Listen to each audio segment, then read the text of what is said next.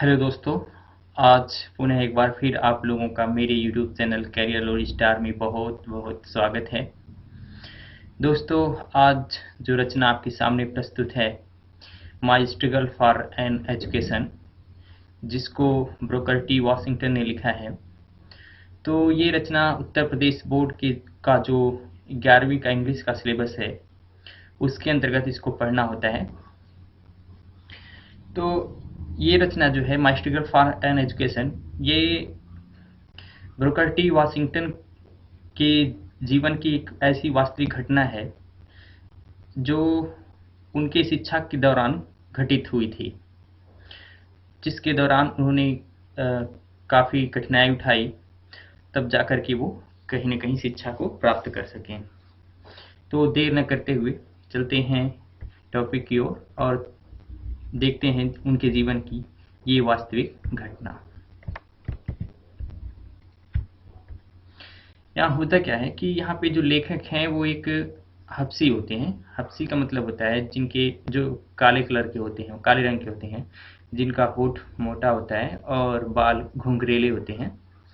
तो वहाँ उस टाइम क्या होता है, बहुत समय पहले जो होता है, यूरोप में एक रंगभेद क्रांति चल रही थी, जिसमें जो गोरे लोग होते हैं उनको ज़्यादा महत्व दिया जाता था और काले लोगों को जो है उनका कहीं न कहीं आलोचना किया जाता था और उनके लिए जो है उचित स्कूल व अन्य चीज़ों की, अन्य सुविधाओं की व्यवस्था नहीं की जाती थी और जो गोरे लोग होते थे उन्हीं पे ज़्यादा फोकस किया जाता था।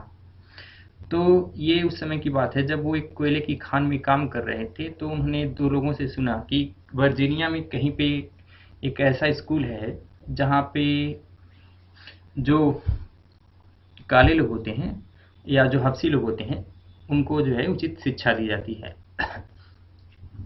और वे लोग इस तरह से उस स्कूल के बारे में बात कर रहे थे कि जैसे वो हबशी लोगों के लिए जन्नत हो, मतलब स्वर्ग हो। तो वहीं पे लेखक जो है उनकी बातों को सुनते हैं और जो होता है उस स्कूल के लिए वो मोटिवेट होते हैं। और हालांकि उनके पास स्थिति मतलब वो उनके योग्य नहीं थी कि वहाँ पे वो जाएं और शिक्षा ले सकें, लेकिन उन्होंने इस शिक्षा के लिए जो है काफ़ी प्रयास किया और एट लास्ट होता क्या है, वो वहाँ पे वर्जीनिया में पहुँच जाते हैं और वहाँ पे वो शिक्षा ग्रहण करते हैं। तो इस यात्रा के दौरान, जो शिक्षा के लिए इस यात्रा के दौरान जो घटनाएं उनके सामने घटित होती हैं, तो उसका ही यहाँ पे इस लेसन में वो जिक्र किए हैं। तो देर न करते हुए चलते हैं रचना की ओर और देखते हैं उनकी ये कहानी उन्हीं के जुबानी। One day, while at work in the coal mine, I happened to overhear two miners talking about a great school for colored people somewhere in Virginia. यहाँ पे लेखक कहते हैं कि जब मैं कोयले की खान में काम कर रहा था, तो मैंने 2 लोगों को वर्जीनिया में कहीं पे जो हबशी लोगों के लिए स्कूल है उसके बारे में ऐसा बात करते हुए हमने सुना। This was the first time that I had ever heard anything about any kind of school for college that was more pretentious than the little colored school in our town. यहाँ पे कवि कह रहे हैं ये पहली बार था जब मैंने सुना कि कोई ऐसा स्कूल है जो हमारे गांव का जो स्कूल है वो उससे बहुत ज़्यादा लुभावना हो और ज़्यादा वो प्रशंसनीय हो। As they went on describing the school, जैसे जैसे वो स्कूल के बारे में वर्णन कर रहे थे, it seemed to me, मुझे प्रतीत हो रहा था, that कि it must be greatest place on earth, यह वास्तव में धरती पे जो है स्वर्ग ही होगा। मतलब यहाँ पे लेखक कह रहे हैं कि वो इस तरह से उस स्कूल का वर्णन किए जा रहे थे, ऐसा प्रतीत हो रहा था जैसे वो धरती पे स्वर्ग हो। Not even heaven presented more attraction for me at the time that did the Hampton Normal and Agriculture Institute in Virginia, about which the men were talking. यहाँ पे लेखक कह रहे हैं कि उस समय मुझे स्वर्ग भी उतना जो है आकर्षक नहीं लग रहा था जितना वो हैम्पटन नॉर्मल का जो होता है एग्रीकल्चर इंस्टीट्यूट लग रहा था, जिसके बारे में वे लोग बातें किए जा रहे थे। आई रिसॉल्व, सॉरी यहाँ पे मिस्टेक हो गया है, इसको सही कर लेते हैं। I resolve at once to go to that school. मैंने तुरंत उस स्कूल के लिए जो है जाने के लिए एक दृढ़ संकल्प लिया। Although I had no idea where it was और हाउ मेनी माइल्स अवे और how I was going to reach it. हालांकि यहाँ पे लेखक कह रहे हैं कि मैंने तुरंत जो है उस स्कूल के लिए जाने के लिए जो है स्कूल को जाने के लिए और शिक्षा प्राप्त करने के लिए दृढ़ संकल्प लिया। हालांकि आल्दो मिस होता है यद्यपि या हालांकि आई हैड नो आइडिया, मेरे पास कोई विचार नहीं था, मतलब मेरे पास उसके बारे में कोई जानकारी नहीं थी। वेयर इट वॉज, ये कहाँ पे है। हाउ मेनी मील्स अवे, और ये कितना दूर है। और how I was going to reach it, और मुझे वहाँ पे जो है कैसे पहुँचना है, इसके बारे में मेरे पास कोई आइडिया नहीं था। I was on fire constantly with one ambition, and that was to go to Hampton. मैं लगातार जो है उत्तेजित हो रहा था एक लक्ष्य के साथ, मतलब उस एक लक्ष्य के साथ मैं लगातार उत्तेजित हो रहा था जो हैम्पटन को जाना था। This thought with me day and night, और यह विचार मेरे अंदर दिन रात थे। यहाँ पे लेखक कह रहे हैं कि जब मैं उस स्कूल के बारे में सुना तो मुझे लगा कि वास्तव में ये धरती पे कोई स्वर्ग होगा, और जिस तरह से वो बातें कर रहे थे तो मुझे स्वर्ग भी उतना ज़्यादा जो है आकर्षक नहीं लग रहा था जितना वो वर्जीनिया का स्कूल लग रहा था। और मैं तुरंत जो है उस स्कूल को जाने के लिए दृढ़ संकल्प लिया। हालांकि मुझे ये नहीं पता था कि वो कितना दूर है, कैसे वहाँ पे जाएंगे और कैसे किस तरह से वहाँ पे पहुँचा जा सकता है। फिर भी मेरे पास जो है हमेशा दिन रात यही विचार जो है बना रहता था कि मुझे वहाँ जाना है, मुझे वहाँ जाना है। इन द फॉल ऑफ 1872, 1872 के पतझड़ में, यानी जो फॉल ऑफ मीन्स होता है वो ऐसी ऋतु जहाँ पे पेड़ जो होते हैं अपने पत्ते गिरा देते हैं, जिसे हम पतझड़ बोलते हैं। तो ये कह रहे हैं 1872 के पतझड़ में आई डिटरमाइंड, मैंने दृढ़ संकल्प लिया, to make an effort to go there, वहाँ जाने को प्रयास करने के लिए। ये कह रहे हैं कि 1872 की पतझड़ में मैंने वहाँ जाने के लिए जो है एक जो है संकल्प लिया कि मैं वहाँ जाऊँगा। My mother was troubled with a grave fear that I was starting out on a wild good chase. मेरी जो माँ थी उनको एक गंभीर भय था क्योंकि मैं ऐसा काम शुरू करने जा रहा था जो एक वाइल्ड गुज चेज हो। वाइल्ड गुज चेज मीन्स होता है कि यहाँ पे देखिए वाइल्ड मीन्स होता है जंगली और गुज मीन्स होता है छोटी छोटी चिड़िया, और चेस मीन्स होता है पीछा करना। यानी एक मुहावरे की तरफ यहाँ प्रयोग है जिसका मतलब ये होता है कि ऐसा काम जो असंभव हो। तो यहाँ पे लेखक कह रहे हैं कि मैं एक ऐसा काम करने जा रहा था जो असंभव था, इसलिए जो मेरी माँ थी उनको एक गहरा जो है भय जो है वो परेशान कर रहा था। एट एनी रेट, यानी किसी तरह से, I got only half hearted consent from her, मैं उनसे आधे मन से जो है सहमति प्राप्त कर सका। दैट आई माइट स्टार्ट, कि मैं शुरू कर सकूं। I had very little money with which two by cloth and पे माई ट्रेवलिंग एक्सपेंस, मेरे पास बहुत कम पैसे थे जिससे मुझे यात्रा शुरू करना था और जो होता है कपड़े खरीदने थे और यात्रा का खर्च उठाना था। My brother John helped me all that, मेरा जो भाई था जॉन, उसने मेरी मदद की जितना वो कर सकता था। But of course that was not a great deal, लेकिन वास्तव में ये भी जो है पर्याप्त नहीं था। मतलब मेरा खर्च उठाने के लिए या मुझे कपड़ा खरीदने के लिए, रास्ता का खर्च उठाने के लिए उसकी मदद करने के बावजूद भी जो है एक ग्रेट डील का मीन्स होता है पर्याप्त होना। तो कह रहे हैं कि वहाँ पे ये उसके द्वारा मदद करने के बावजूद भी वहाँ जाना और उसका खर्च जो है मेरे लिए पर्याप्त नहीं था। Finally the greatest day came, और अंततः वह महान दिन आया। And I started for Hampton, और मैंने हैम्पटन के लिए यात्रा शुरू किया। I had only a small cheap satchel that content the few article of clothing I could get, मेरे पास एक छोटा सा सस्ता सैचल, सैचल में होता है मतलब वो एक बैग या झोला मान लेते हैं, सैचल मतलब थैला होता है। तो कह रहे मेरे पास एक छोटा सा सस्ता थैला था जिसमें कपड़े, वो कुछ कपड़े के सामान थे जो मुझे मिल सकते थे। My mother at the time was rather weak and broken in health. जो मेरी माँ थी वो इस समय जो है अत्यंत गंभीर थी, मतलब उनका स्वास्थ्य जो था वो बहुत ज़्यादा गंभीर था और वो बहुत ज़्यादा कमज़ोर हो चुकी थी। I hardly expected to see her again. मैं बड़ी मुश्किल से ये उम्मीद कर सकता था कि मैं उनको दोबारा देख सकूंगा। एंड दस, और इस प्रकार our parting was all the more sad. और मेरा जो प्रस्थान था, इस तरह से जो मेरा प्रस्थान था वो और ज़्यादा दुखीपूर्ण हो गया। मतलब यहाँ पे लेखक कह रहे हैं कि एक तो मेरे पास पैसे नहीं थे, दूसरा जब मैं यात्रा शुरू कर रहा था तो मेरी माँ का जो सेहत था वो बहुत ज़्यादा ख़राब था और वो बहुत ज़्यादा कमज़ोर हो चुकी थी, और मैं बड़ी मुश्किल से ये उम्मीद कर सकता था कि मैं उनको दोबारा देख पाऊँगा, और जिसके कारण जो ये मेरी यात्रा थी वो और ही गमगीन हो गई थी। See how ever was very brave through it all. और वह जो है फिर भी इन सब के मामले में बहुत ही साहस के साथ काम ली, मतलब बड़ी साहस के साथ उन्होंने उनको आज्ञा दिया वहां जाने के लिए। The distance from Malden to Hampton is about 500 miles. जो मालदेन से हैप्टन की दूरी थी वो लगभग 5 मील थी। बाय वॉकिंग यानी पैदल चल के, begging rides both in wagons and the cars. और गाड़ियों, कार मीन्स होता है वो कार गाड़ी जो होता है, और वैगन्स मीन्स होता है जो ट्रेन के डब्बे होते हैं।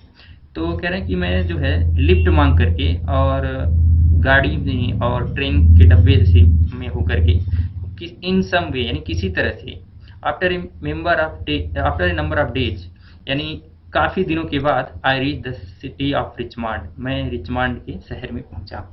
यहाँ पे कवि कह रहे हैं कि मैं पैदल चल के और लिफ्ट मांग करके कार में, गाड़ी में, किसी तरह से काफ़ी दिनों के बाद मैं रिचमंड शहर जो रिचमंड सिटी होती है, वर्जीनिया का जो रिचमंड शहर है वहाँ पे पहुंचा। अबाउट 82 माइल्स फ्रॉम हैप्टन, जो हैप्टन से लगभग 82 मील दूर था। वेन रिच देयर, जब वहाँ पहुंचा, टायर्ड मतलब थका था, हंग्री भूखा था, एंड डर्टी और यात्रा करने से जो है मैला कुचैला हो चुका था। It was late in the night, और देर रात हो चुकी थी। I had never been in a large city, मैं कभी एक बड़े शहर में नहीं रहा था। And this rather added to my misery, और इससे जो मेरी मुसीबत है वो और बढ़ रही थी। वेन आई रीच रिचमंड, जब मैं रिचमंड पहुंचा, I was completely out of money, तो मेरे पास पैसे पूरी तरह से समाप्त हो चुके थे। I had not a single एक्वाइंटेंस in the place, और उस स्थान पे मेरा कोई भी परिचय नहीं था। एक्वाइंटेंस मीन्स होता है परिचय। तो यहाँ कह रहे हैं ये लेखक कि जब मैं वहाँ रिचमंड पहुंचा तो मेरे पास पैसे नहीं थे, वो पैसे पूरी तरह से समाप्त हो चुके थे, और उस शहर में मेरा एक भी पहचान नहीं था। And begging unused to city way, sorry, and being unused to city way, और शहर के रास्तों से अनजान होने के कारण I did not know where to go, मुझे नहीं पता था कि कहाँ जाना है। I asked at several place for lodging, मैं ठहरने के लिए कुछ स्थानों पे पूछा, but they all wanted money, लेकिन वे सभी लोग जो है पैसे मांगते थे। And that was what I did not have, और यह वो चीज़ थी जो मेरे पास नहीं थी। Having nothing is better to do walk the street, और जब मुझे लगा कि मैं कुछ नहीं कर सकता हूँ तो मैं सड़कों पे चलता था, मतलब चलता रहा। I must have walk the street till after midnight, और यहाँ पे लेखक कह रहे हैं कि मैं आधी रात तक जो है रोड पे चलता रहा। At last I become so exhausted that I could walk no longer, और अंत में हुआ क्या, मैं इतना ज़्यादा थक गया कि मैं और अधिक दूर नहीं चल सकता था। आई वॉज टायर्ड, मैं थका हुआ था। आई वॉज हंग्री, मैं भूखा था, मैं थका था। आई वॉज एवरीथिंग, मैं सब कुछ था, बट डिस्करेज, लेकिन साहस विहीन नहीं था। यहाँ पे लेखक कह रहे हैं कि जब मैं उस शहर में पहुंचा तो मुझे पता नहीं था कि मुझे जाना कहाँ है, कौन से रास्ते जाएंगे, क्योंकि उन रास्तों से मैं अनजान था। और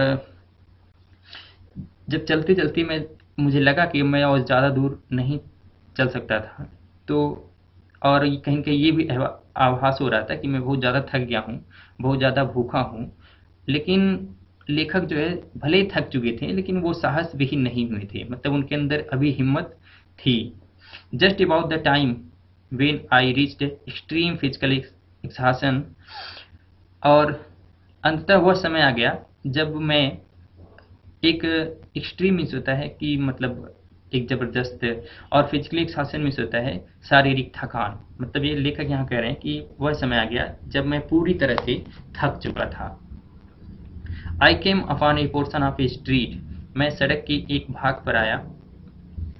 where the board side walk was considerably elevated, जहाँ सड़क का जो साइड वॉक होता है, मतलब जो फुटपाथ होता है, वो निश्चित रूप से थोड़ा सा एलिवेटेड था, मतलब चौड़ा था। I waited for a few minute till I was sure that no passerby could see me, and then crept under the sidewalk and lay for the night on the ground with my satchel of clothing for a pillow. यहाँ लेखक कह रहे हैं कि जब मैं पूरी तरह से थक गया तो मैंने देखा कि सड़क का एक भाग है, मतलब फुटपाथ है, जो वहाँ पे बहुत ज़्यादा वो थोड़ा चौड़ा था। और हुआ क्या कि मैंने कुछ समय के लिए प्रतीक्षा किया कि कहीं कोई पैसरवाई, मतलब कोई पैदल यात्री जो है वो देख नहीं रहा है ना। जब उनको लगा कि मतलब उनको कोई पदयात्री जो है नहीं देख सकता था, तो वो सड़क के किनारे जो है, वो जो फुटपाथ होता है उसके किनारे वो लेट गए, और वो अपनी सैचल, मतलब उनका जो बैग था, मतलब जो झोला था, उसमें जो कपड़े रखे थे, तो उसको तकिया बना लिए और उसके नीचे वो साइड वॉक के नीचे वो क्रेप्ट मिस होता है सरक लेना, मतलब वो लेट गए।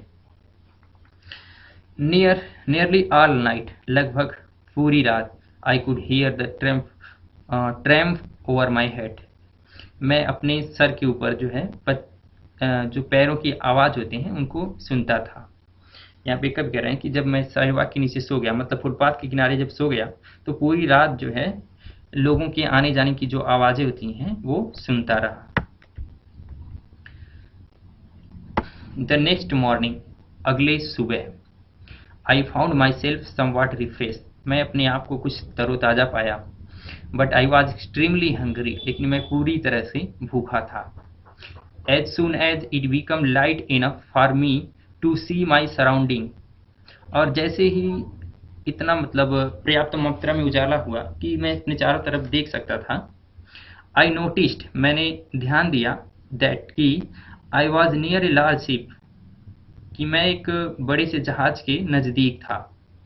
It seem to be unloading a cargo of pig iron, और ऐसा लगता था जैसे वहाँ से एक पिग आयरन मीन्स होता है कच्चा लोहा, और अनलोडिंग मीन्स होता है खाली करना। ऐसा लग रहा था कि उस जहाज से जो है कच्चे लोहे वो खाली किए जा रहे थे, मतलब उतारे जा रहे थे।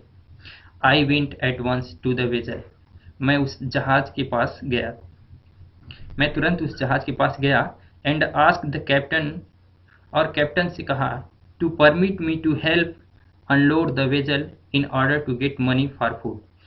यहाँ पे लेखक ये कह रहे हैं कि जब मैंने देखा कि मैं जहाज के नज़दीक हूँ, तो मैं तुरंत जहाज के कैप्टन के पास गया और वहाँ उनसे जो है अनुमति मांगी कि मैं अनलोड करने में, मतलब खाली करने में मदद करूँ, ताकि भोजन के लिए कुछ पैसे मिल सकें।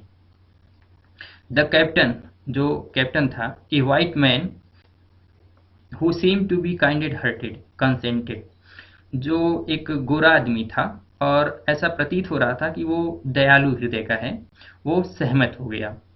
आई work long enough to earn money for my breakfast, मैं अपने नाश्ते के लिए लंबे समय तक काम किया। And it seem to me, और ये मुझे प्रतीत होता था, as I remember it seem to me, मुझे लगता था, as I remember it now, जैसा कि मुझे अब भी याद है, to have been about the best breakfast that I have ever eaten, वो मेरे जीवन का सबसे बेहतरीन नाश्ता था, जैसा कि आज तक मैंने किया है। तो दोस्तों, वीडियो की लेंथ से लग रहा है कि ये वीडियो काफ़ी ज़्यादा लंबा हो चुका है, और तो इस वीडियो को यहीं पे जो है समाप्त किया जाता है, और मिलते हैं इस वीडियो के अगले पार्ट के साथ एक